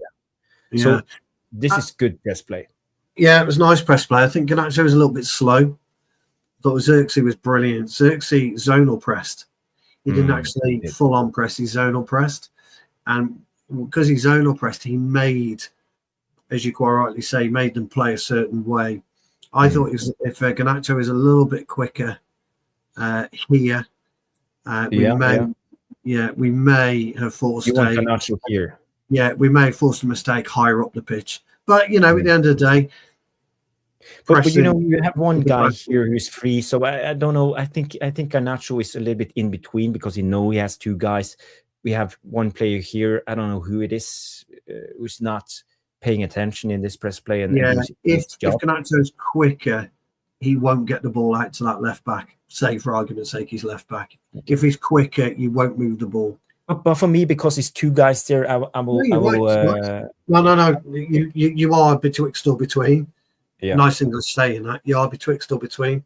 I'd like to have gone in a little bit quicker. If you see Garnacho here, you see that he actually blocks the passing lane up to the wide guy, and he's putting pressure on this guy. So I think he does a good job here. Yeah, he does. He does okay. I'm been a bit critical maybe, but I'd have liked him a bit higher up. But you know, ultimately we win the ball back. I think it's Mazraoui there winning the ball back, and we win it in space, don't we?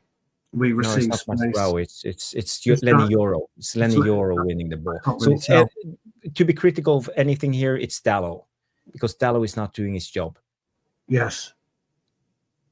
So let's go to this part, because you see Dalot should be here. Yes. So again, weakness, Diogo Dalot.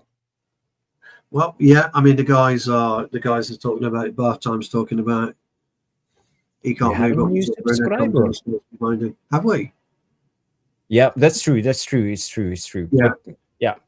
They both speak Portuguese, so Dalot should shout to him, "Come here, come here." Yeah. But it's a good observation, Beth. And maybe I'm too strict on Dalot. Yeah. We're allowed to be strict. We're allowed to be strict. Come on. We're fans. We're allowed to be. Trev says Euro is going to be an exceptional centre-back in the future. I don't disagree with that at all. I think he's going to be a very, very good centre-half. Yes. Boxing Straight Talk agrees with Trev. Take some comments. I'm just going to watch through, because I have a lot of clips. I'm not going to show all of them. Trev's right here. Two queens in the house tonight, Lola and Stephanie. Absolutely. Catherine's in. She says, what number 6 would you take in the summer? Oh, that's a great question. We'll talk about that one in a minute. We'll come back to that one, Catherine. I don't. We can't call Trevor the king. I can't put that up, lovely Lola. Crikey. I would never hear the last of it if we called Trevor the king. Jesus, never hear the last of it. There's only one king in Manchester. We all know who that is. Exactly. Yes. Okay, so Ahmad is free from the what's that? Ahmad is free from Ten Haram. Ten Harama.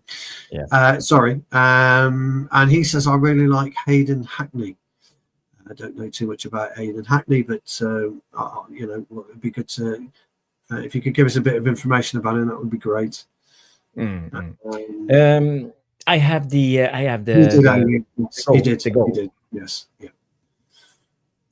Yes. Yeah. I did. Yeah. I'm about to ask Alien Tenno, because I don't know.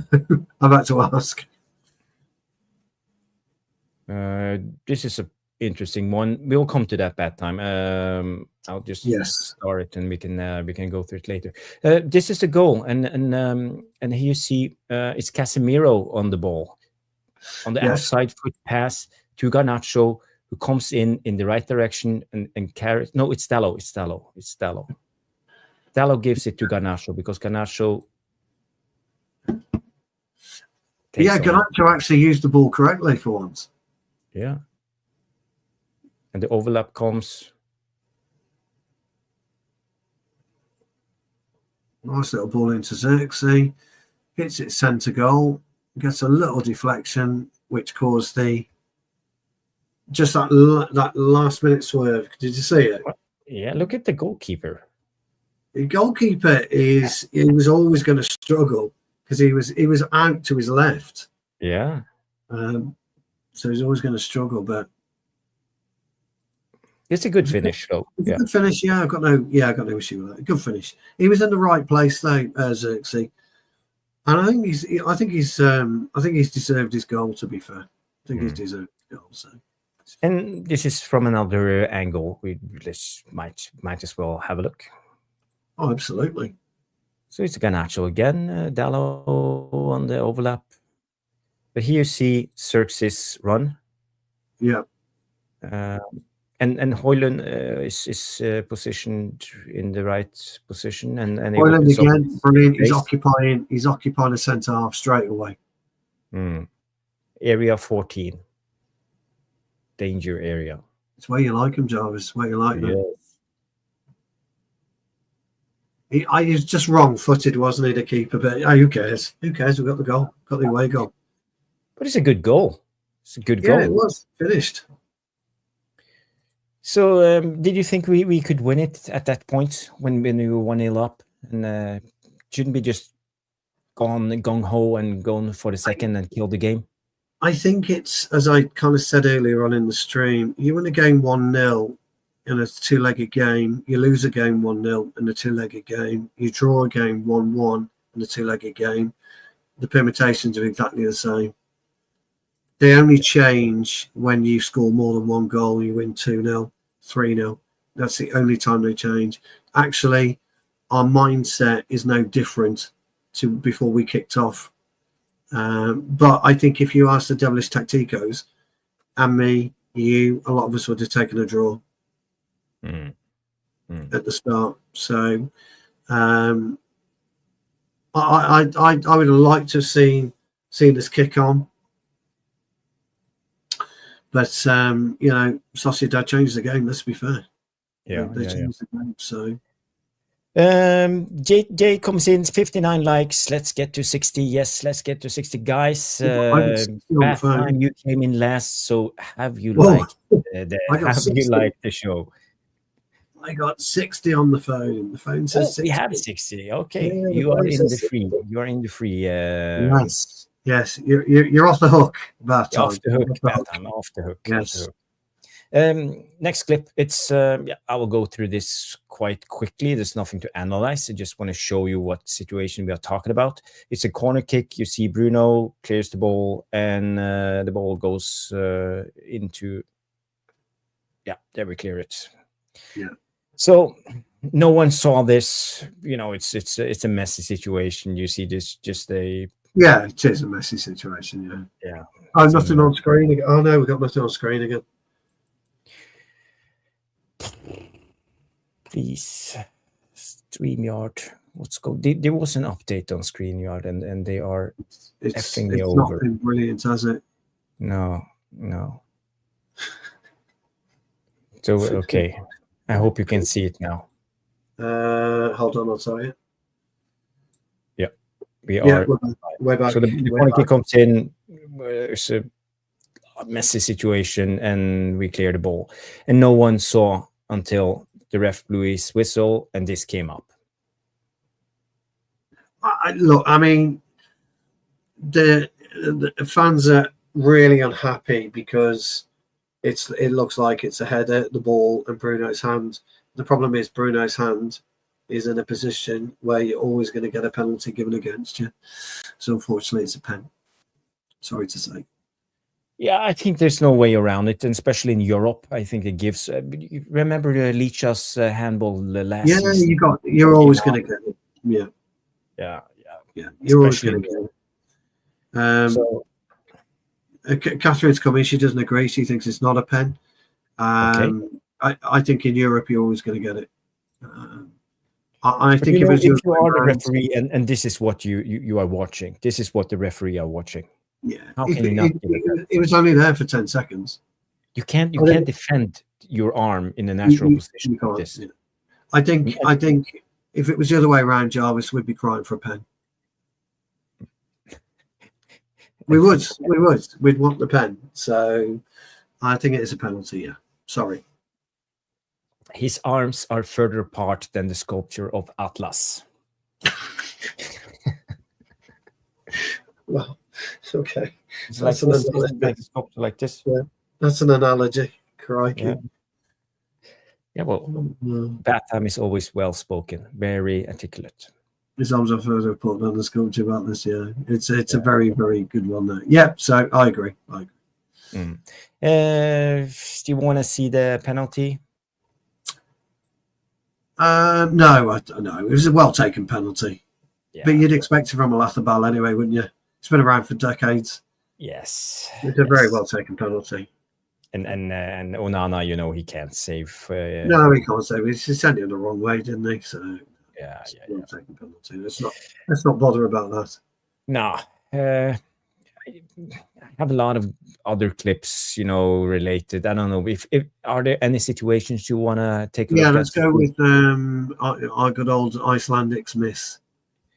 I just want to demonstrate how to put the ball in on a plate for somebody. Just to keep the red threads to this show, I will show you one more clip, and that's when we started to struggle. I don't know if you can. Yeah, you can see this. Is it on screen? Yes. Not yet. Yes. Yeah, on screen. On screen. You see here we play out from the back. Onana gives the ball to Lenny Oro, and yes, we talked about the wing. We stopped. But we stopped, didn't we? We stopped playing the space. And Lenny Oro does the right thing. He chops back. Yeah, chops back, gives the ball back to Onana. And here, Onana gives the ball to Mazraoui. Yeah, and we talked about not playing the wing back because he is the decoy.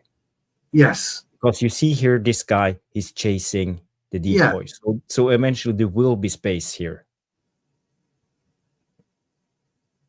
But we were to do our old ways. Yeah, we got the doggy. Yeah. Because what's doggy supposed to do? You've only got one way to go. You got to hit the line. That's the only thing you can do there, Jarvis. And that's what he's trying to do, but he goes out. So in my opinion, when Mazraoui gets the ball here, you should play back to the goalkeeper. Onana should drop down and be part of the play. Yes. Yeah. Onana's got to be on his opening to Casemiro here. Correct. And I don't know what's the number 10 is doing. So Onana's got to be on his far post as we look at it.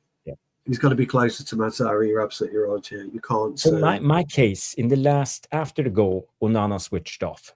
He started hoofing it long, and he stopped contributing to the play when it started to play out from the back. So again, Onana gets a lot of praise for being a good ball player with his feet, but I think it's more his mentality. He can't stay focused.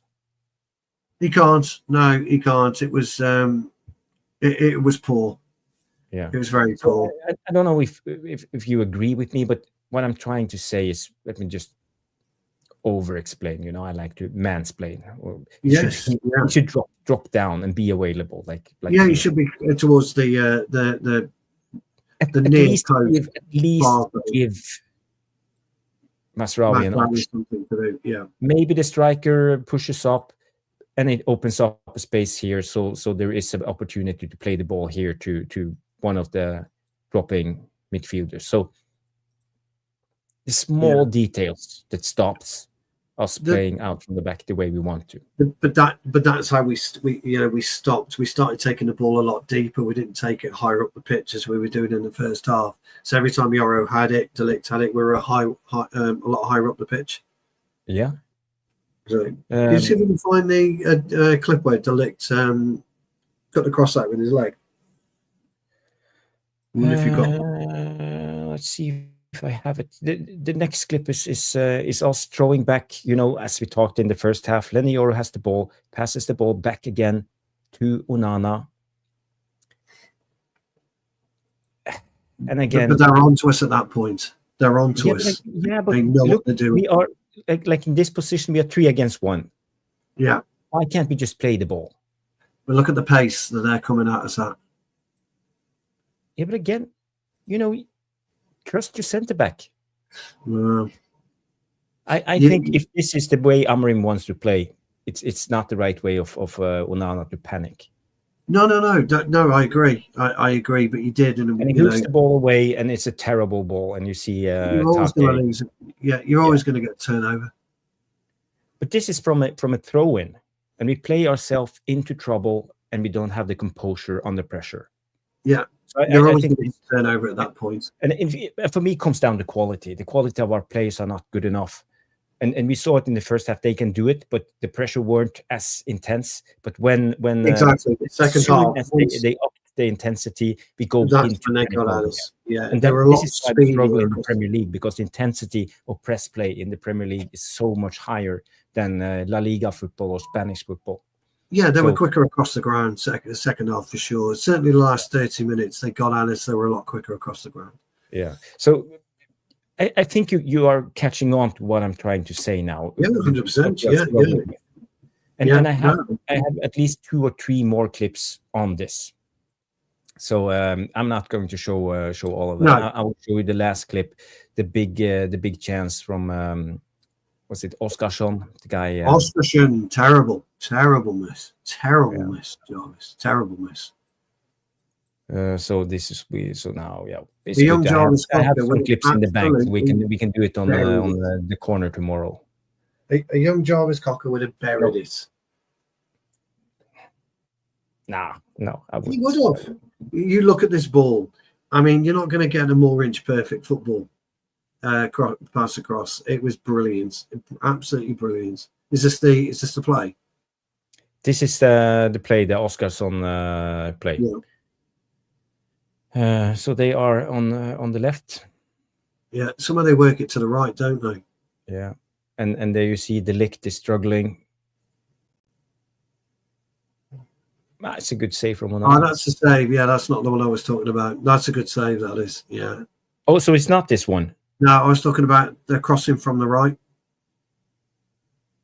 All right, but this was in the last minute of the game. That was last minute. I think Stevie Wonder would have scored that.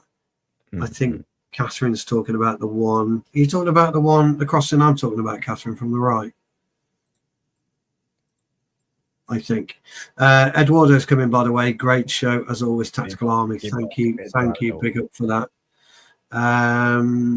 Stevie Wonder would have scored that. A young Jarvis buried it and ended. Oh, God. Sorry. It's a God. Stevie Wonder. No, it's a Pete's one. Oh, God, Pete. You're going to get me shot.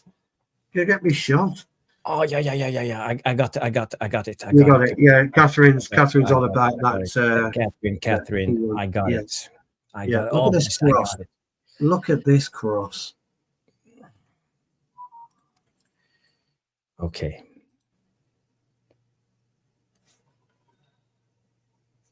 It was a great bit of play all around. Mazraoui dragged wide. Look at that ball. Oh, it's perfect. Oh my God, I scored that. I'm rubbish up front. So how would you analyze the defense? It's one of those balls, Jarvis. You can't do anything about it. You have Dallo here. Yeah, there's nothing you can do about it. Watch how good the cross is. Just watch the ball. It's a 10 out of 10 cross. Yeah, it's a 10 out of 10 cross, because if De Ligt slides, if he gets slides, he scores. If he misses it, Oscarsson, De Ligt ain't getting anywhere near it. Stu, you're a defender. What do you do in instances like this? What's the best option to do as a defender when the ball comes? I'm running across to Oscarsson so I could block Oscarsson from getting the ball. Yeah, because I'm not getting the ball. I mean, look, we're just not getting the ball. Onana's not getting it. De Ligt wasn't getting it. How the fuck Oscarsson's missed it, I don't know. I'm serious. But he's under pressure. So Lenny Euro keeps the pressure. He's not giving him a free pass. Yeah, he's not getting a free pass, but I mean, the ball's on his toe. I mean, he's literally on his toe. You don't miss those. Let me tell you this. Rude, he's peeling away. Shearer, peeling away. Alvarez, peeling away. Kane, they're all peeling away. Emma. Yeah. Jarvis Cocker, peeling away. You're all peeling away. It's the cross.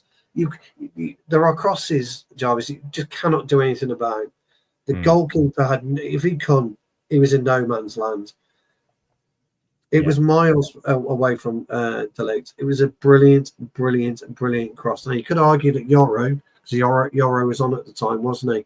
Maybe out-muscled Oscarsson, but still, Oscarsson got enough on that to have put that away. It's a great ball.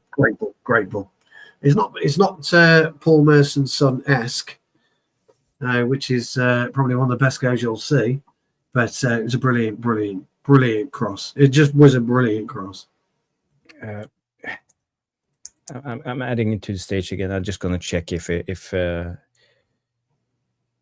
there. No, it's not. Okay, stop, share again. There you go. It is brilliant. Absolutely brilliant. He's right. It's just brilliant play by Sociedad. Sometimes you just got to hold your hands up. Yeah, but let me explain something to you. On the preview yesterday, I talked about the interchanging of positions. Yeah. And when the fullback, wingback in this position, Drogu, moves up, they always take one of the guys centrally running out. Yeah. So they have a shift of play, and the key element is the wingback or the fullback when they push up. Yeah. So this is Sociedad. They do this, and you see there's a lot of space behind Dorgu, and he's not even close blocking it. Oh, he's nowhere near. Yeah, he's nowhere near. So I think he lost his composure a little bit in the end of the game. I think his legs got tired and he wasn't fully up to speed. And when it comes to his press play, because there's another instance, and I'll show you a little bit about how Real Sociedad plays.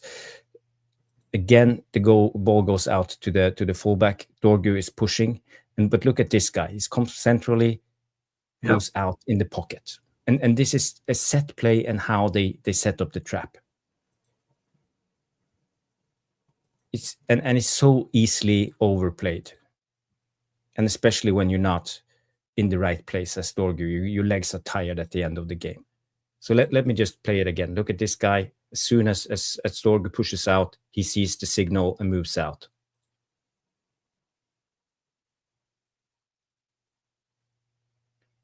So this is Real Sociedad. This is their trap. And when our wingbacks started to get tired, they exploited us. And this was one of the reasons why we struggled. Yeah, it's a nice little piece of play. But we were just all over the place anyway. At that particular point in the game, we weren't solid. And it was poor from Dorgu, but I think Dorgu's, as you say. But if you are a well drilled team, this is what you do. He's been their coach in 2018. Not many managers sits for 7 years in the modern day football. No, that's true. Yeah. No, that's true. Yeah, he's been there for a while, hasn't he? Jamie Wayne says, sorry, go on. Yeah, I would just say it's poor from Dorgu for sure, but so is the distance between Mazraoui and the Ligt. Yeah, Premier League midfielder kills us in this setup. Yes. Yeah. Jamie Wayne says, me and you, Stu Jarvis, if I can find it. Mm-hmm. Oh, where is it? He wants to know if we're happy with Zirkzee. Zirkzee's form. Yeah, absolutely. Mm-hmm. I think he's been superb the last few games. So I don't. And Catherine says, have we got the Dilk clearance? We don't think we have, Catherine. But we'll have to dig it out for tomorrow. Might have to dig it out for tomorrow, Jarvis Corner. No, not tomorrow. Tomorrow is Friday, so it's Monday. Oh, sorry, I don't know where. I forgot. Yeah, you bailed me out. Yes. We've got Sunday. We're back on. Are you starting to be getting old? I've had a heavy week. I've been to a car launch today for the British touring cars. Ah, okay. Lucky me. What are you talking about? Like 1,000 horsepower? No. 60 in. No, British touring cars are tin top versions or racing cars of normal cars, so Ford Focus or BMW 3 Series. They're hybrid engines. They're as close to stock as possible, but just with racing brakes, engines, etc., stuff like that. So it's box cars, you would call it. Just box cars, just ordinary cars. No, IndyCar single seat, like Formula One. So you've got a Tesla. Not IndyCar. What would they wear and then drive in the weather? No, not NASCAR. NASCAR. No, yeah. not That's NASCAR. cars. They're sports cars, but they're not normal road-going cars. So British touring cars is based on road-going cars that you would go and buy. So you could do a Tesla touring car if it had a hybrid engine, and it would just have racing brakes, stripped out. The battery won't last, you know. No, the battery would definitely never accelerations and battery is dead. So yeah. Bandulu comes in and asks me, can you check the 50th minute? This is why we need somebody better than Rasmus. No, Bandulu, I don't have the 50th minute, but yes. I will check it. I will write it down, 50th minute, and I will come back to you on the next show. Thank you. Trev just asked me a quick question. But basically, so what I do, I've got a website business. It's called Garage Wire, and ultimately, a lot of the aftermarket. Myself and Jarvis actually work in the same industry in many ways. So ultimately, the aftermarket, all the main brands, what we call tier one brands, they do a lot of sponsorship of racing events, and we get invited out to loads and tons of races, race weekends, launches, race launches, car launches, motorcycle launches, etc. And we cover that. We don't always put it on a website, but we do cover it. So that's basically what we do. But I'm very fortunate because I get to do get to go to a lot of places. Mugello's by far my favourite racetrack. I absolutely love Mugello. But Jarvis is the same. Jarvis is, gets taken places a lot, So it is really interesting. Pete's come in. Absolutely, that is it. Tucker got dumbed down. Ricard Rydell. Now Ricard Rydell, if you don't know him, raced a Volvo Estate in touring cars. James Thompson, Jason Plato. There's some absolutely brilliant Steve Soper. There's some brilliant drivers down at the time. John Cleland. He used to race the Cavalier, which then also turned into the Vectra. Actually, Jamie, the Red Bull Ring's not one that I've been to. I would love to go. I've been to a lot of tracks, but I haven't done the Red Bull Ring at all, which is a shame because I think I'm going to try and get there at some point this year, but I haven't been. But there's loads. Yeah, the old Tucker though was absolutely brilliant. Alan Menu, French guy. No, he's Swiss. I think Menu was. He was a Swiss driver. Very, very good. Absolutely brilliant in the day. That is absolutely brilliant. Sorry, we better move on. I was just looking at the stream time. Yes. I think we need to wrap up. But before we go, I mentioned I want to answer Jonathan's. Who was it? It was who had the question about the man of the match. It was Jordan. Jordan came in with the question about who was your man of the match. So, guys, girls, get your man of the match in the chat. I want to know. And Stu, tell me, who was your man of the match? Matthias de Ligt. I thought he was really, really good tonight. But Catherine is hoping you can find that clip where he did his acrobatic clearance in the second half. Absolutely superb for me. But I thought he was just solid. So de Ligt for me. And Catherine agrees. Oh, nice. For me, I would say my man of the match, especially from the first 70 minutes, was Mazraoui. I think we have missed a left wing back who can actually do what he did, and stop with the ball and pass it into the lines and chop back. We haven't had that since Leadshaw, so we have struggled. But I think it was good from Amorim finding the solution, putting Mazraoui on the left. And I was worried on the preview show yesterday, playing Mazraoui on the right and having Dallo on the right. Then you would have basically two right backs occupying the same position, not doing really well. So I think I will give it to Amorim for doing this, and I think Amorim chose well today. So kudos to Amorim, and I give him a rating. Let's say I give him an 8. I think he set up the team perfectly. He did well today. I think he'll go back with, I think he'll go back confused still, but happier.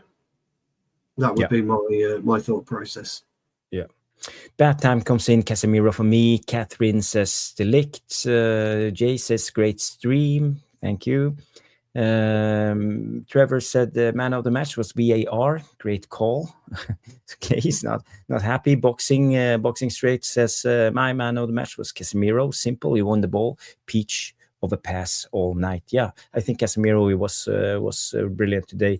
DKA comes in, say Casemiro was his man of the match. So, and Broderick also, big up Broderick, is saying Cass. So from the Tactical Devils, then from the chat and from us, we have to give man of the match to Casemiro. Carlos Casemiro. It is. Yeah, I agree. Yeah, he's the one. Still Delic for me, but go on, we'll let Casemiro have it. Mm-hmm. So yeah, that wraps it up from me. Stephanie Griffith comes in, great show, everyone, 99, and Trevor Wade comes in with the same, great show. Jarvis, great from the chat, like-minded people, and then there's Stu. That's how you do it, Jarvis, lad. That's how you do it. Rinse right into the end. Yes, you are getting rinsed. So thank you guys. Good game, bad time. Yes, everybody, thank you for tuning in. We have how many likes? 66 likes and 144 watching on X and 47 on Tactical Devils YouTube. So it's been brilliant. If you haven't subscribed to the channel, we will be back with more tactical analysts and breakdowns. I call it breakdowns. He knows what he means. He knows what he means. We know what you mean. I'm terrible. I'm Norwegian. That's my. That's exactly right. Do it in Norwegian. It will be much easier. So yeah, thank you for tuning in. Smash the like, subscribe, and after the show, as always, I want you just give us a non-live comment. It helps out the algorithms immensely. So it's so important for me that you go in there and just give me a thumbs up. Say, great show, Jarvis, great show, Stu. Who was your man of the match? Yeah, anything like that. Be kind, as always. And I will reply to every comment, as always. So it's been a good show. Nighty Night, Madhouse, Boxing Straight, Stephanie, Alien Tenno, all of you legends for tuning in. It's been great. Jamie Wayne, all of us. Brilliant to have you back. And Jamie Wayne is reminding us Arsenal is up in the weekend, so it will be difficult. Yes, so Sunday it will be an Arsenal game, but before that it will be a protest. So everybody, turn up if you have the opportunity. Go protest against the Glazers. That will be fantastic. So it's been a good show. Thank you, Stu. Thank you, everybody, and we will see you on the next. Bye.